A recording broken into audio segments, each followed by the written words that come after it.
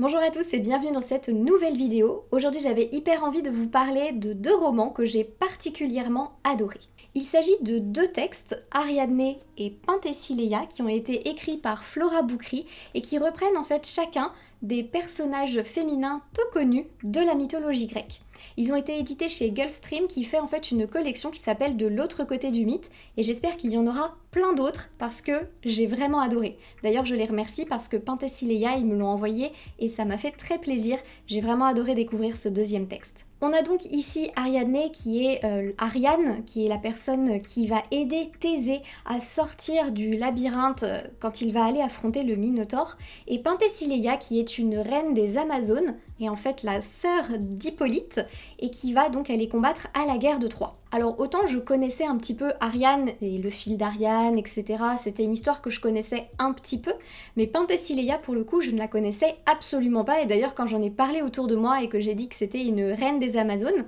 ça a étonné tout le monde puisque on pense tout de suite à Hippolyte quand on pense à la reine des Amazones, et moi qui ne connais en plus pas très bien la mythologie grecque, c'était vraiment une découverte pour moi. Alors déjà, ce que j'ai particulièrement aimé dans ces deux romans, c'est le texte. Le texte est d'une beauté incroyable et pourtant assez simple, mais c'est surtout que je ne m'attendais pas nécessairement, puisqu'on est dans un roman jeunesse, donc plutôt adolescent, mais je ne m'attendais pas à un texte aussi sombre, aussi lourd, avec une ambiance aussi pesante, presque moite, vraiment une espèce de torpeur un peu étrange que j'ai vraiment adoré. On sent à quel point toute l'ambiance pèse sur le personnage principal, et ça je ne m'attendais pas forcément à trouver ça en fait dans un roman plutôt jeunesse, adolescent, etc. Je pensais qu'on allait peut-être le montrer d'une manière un peu plus légère, mais non, le texte est très sombre, très lourd et vraiment très beau. Si vous cherchez en fait des romans avec une véritable ambiance, pour moi ceux-là en font partie parce que l'ambiance créée est vraiment très présente, très pesante, et on ne peut pas en fait y échapper. Un deuxième point aussi qui m'a beaucoup plu dans ce texte, c'est qu'on alterne les points de vue en fait. Il y a plusieurs personnages qui vont prendre la parole, et au départ, quand j'ai lu Ariane, ça m'a un peu inquiétée. Je me suis dit, zut, à un moment on perd Ariane, et surtout ça m'embêtait parce que à un moment c'était du point de vue de Thésée. Je me suis dit ok, en fait on avait le point de vue d'une femme et puis bah tout d'un coup ça y est, on a le point de vue d'un homme encore une fois, et en fait pas du tout, ça marche très bien parce qu'en fait l'histoire va être vue du point de vue d'autres personnages, mais c'est surtout Ariane ou Penthesilea qui vont être vus du point de vue des autres personnages. Et c'est hyper intéressant parce que du coup on voit comment est-ce que elles se perçoivent, comment elles perçoivent la réalité, puis ensuite comment les personnes autour d'elles les perçoivent elles, quelle image en fait elles renvoient d'elles-mêmes, et aussi quel impact elles vont avoir sur leur entourage et sur les autres personnages qu'elles vont rencontrer. Donc au contraire, en fait ça marche super bien, et pareil Penthesilea, il y a un moment le point de vue d'Achille, et ça marche super bien parce que on a ce point de vue certes masculin, mais où on voit de quelle manière il perçoit Penthesilea, comment est-ce qu'avec son regard d'homme, et comme Thésée, comment avec son regard d'homme, ils vont percevoir ces femmes-là et leur force, leur choix, la manière dont elles vont se comporter, etc. On a aussi par moments l'intervention des dieux, avec aussi le point de vue des dieux, qui peut amener soit un point de vue bien plus bienveillant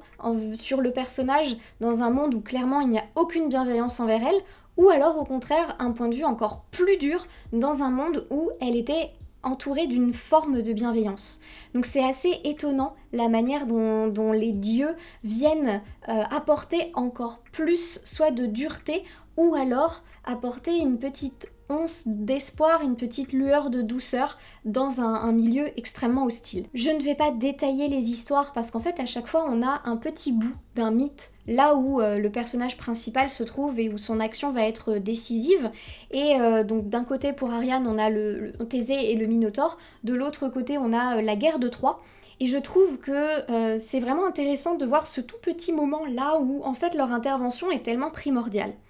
Et c'est là qu'intervient énormément le côté très féministe de ces histoires, puisque on voit des femmes qui sont complètement mises de côté, complètement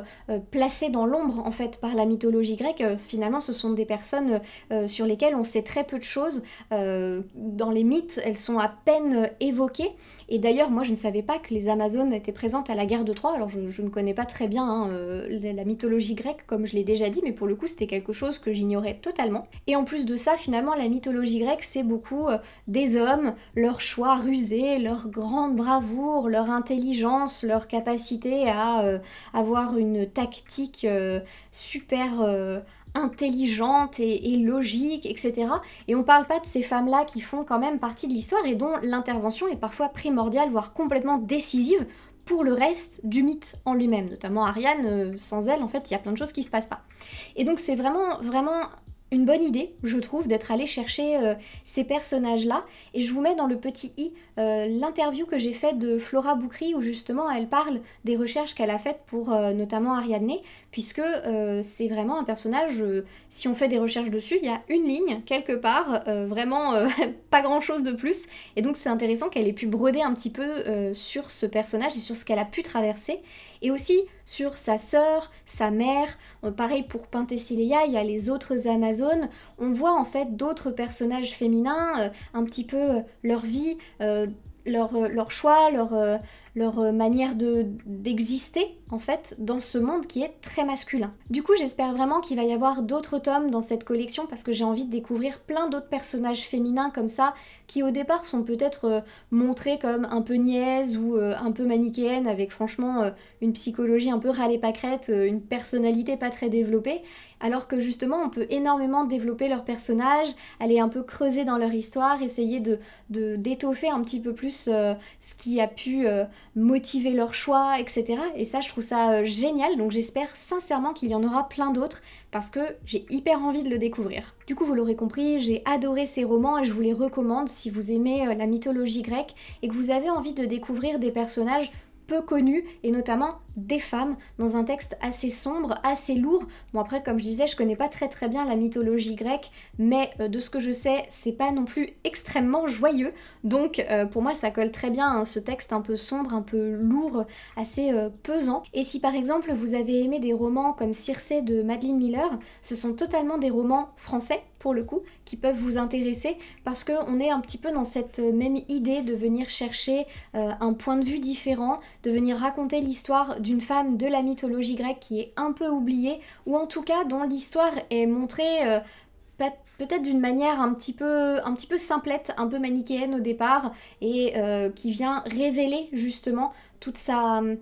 force et toute sa complexité dans ce genre de roman. Voilà, cette vidéo touche déjà à sa fin, j'espère que ça vous aura plu et que ça vous aura donné envie de vous plonger dans ces deux romans qui à mon avis sont très bien pour l'été. En attendant une prochaine vidéo, je vous souhaite de très bonnes lectures et je vous dis à très bientôt.